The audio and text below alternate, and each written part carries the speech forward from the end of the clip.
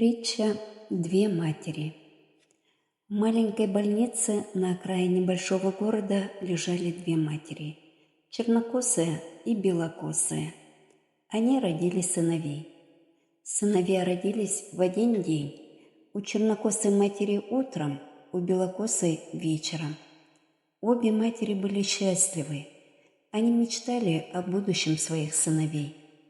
«Я хочу, чтобы мой сын стал выдающимся человеком», — говорила белокосая мать, «музыкантом или писателем, известным всему миру, или скульптором, создавшим произведение искусства, которое будет жить века, или инженером, построившим космический корабль, который полетит к далекой звезде. Вот для чего хочется жить. А я хочу, чтобы мой сын стал добрым человеком», — сказала чернокосая мать, «чтобы никогда не забывал матери и родного дома, чтобы любил родину и ненавидел врагов». Каждый день молодым матерям приходили в гости отцы. Они долго смотрели на маленькие личики своих сыновей. В глазах у них сияло счастье, изумление и умиление. Потом они сидели у кровати своих жен и долго-долго о чем-то шепотом говорили с ними. У колыбели новорожденного мечтают о будущем, конечно, только о счастливом. Через неделю счастливые мужья, ставшие теперь отцами, увезли домой жен и сыновей. Прошло 30 лет. В ту же маленькую больницу на окраине большого города пришли две женщины – чернокосая и белокосая. В их косах уже серебрилась седина. Лица были изрезаны морщинами, но женщины были такими же красивыми, как и 30 лет назад. Они узнали друг друга. Их обеих положили лечиться в ту же палату, где 3 десятилетия назад они родили сыновей. Они рассказывали о своей жизни. У обеих было много радости и еще больше горя. Мужья их погибли на фронте. Но почему-то, рассказывая о своей жизни, они молчали о сыновьях. Наконец, чернокосая мать спросила: «Кем же стал твой сын?» «Выдающимся музыкантом», — с гордостью ответила белокосая мать. «Он сейчас дирижирует оркестром, который выступает в самом большом театре нашего города. Он пользуется огромным успехом. Неужели ты не знаешь моего сына?» И белокосая назвала имя музыканта. Да, конечно, чернокосая мать хорошо знала это имя. Оно было известно многим. Недавно она читала о большом успехе этого музыканта за рубежом. «А твой сын кем стал?» – спросила белокосая. «Хлеборобом. Но чтобы тебе понятнее было, механизатором в колхозе, то есть и трактористом, и комбайнером, и на животноводческой ферме приходится работать. С ранней весны до поздней осени, пока снег не укроет землю, сын мой пашет землю и сеет хлеб, убирает урожай и снова пашет землю, сеет и снова убирает. Живем мы в селе, километров 100 отсюда. У сына 2 детей. Мальчик 3 лет и девочка недавно родилась». «Все-таки счастье тебя обошло», — сказала белокосая. «Твой сын стал простым, никому неизвестным человеком».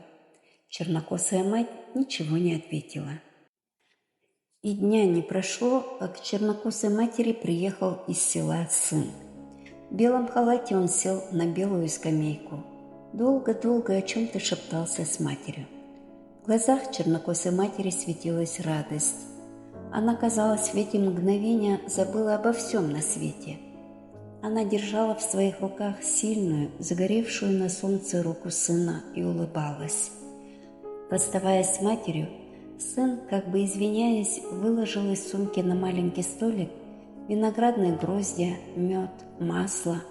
«Поправляйтесь, мама», — сказал он на прощание и поцеловал ее.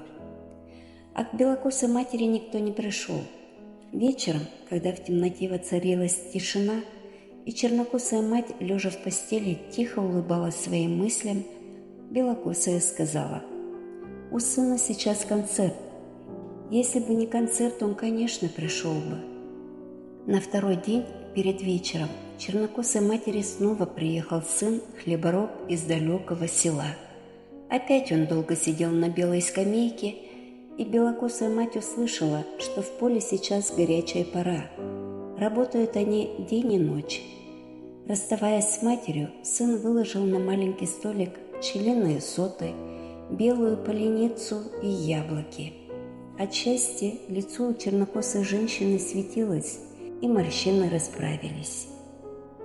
Белокосой матери никто не приходил. Вечером женщины лежали молча.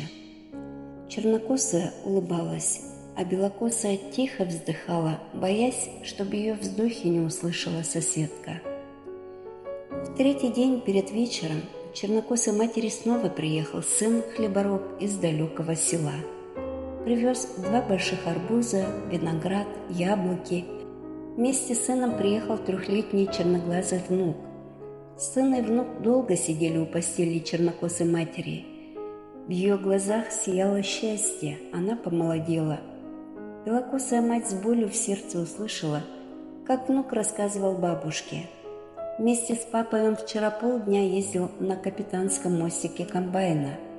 «Я тоже буду комбайнером», — сказал мальчик, и бабушка поцеловала его. Белокосая мать в эти мгновения припомнила, что ее сын, выдающийся музыкант, отправляясь в длительные поездки, сдавал, как говорили в семье, маленького сына в какой-то интернат. Месяц лежали в больнице 2 матери. Ежедневно приезжал к чернокосой матери сын хлебороб из далекого села, привозил улыбку сыновнюю, и, казалось, мать только от той улыбки и выздоравливает. Казалось белокосой матери, что когда к ее соседке приезжал сын, даже больничным стенам хотелось, чтобы мать сына хлебороба скорее выздоровела. Белокосой матери так никто и не пришел. Прошел месяц. Врачи сказали чернокосой матери: «Теперь вы совершенно здоровая женщина. В сердце нет ни шумов, ни перебоев». А белокосой матери врач сказал: «Вам еще надо полежать. Конечно, вы тоже станете совершенно здоровым человеком». Говоря это, врач смотрел почему-то в сторону. За чернокосой матерью приехал сын.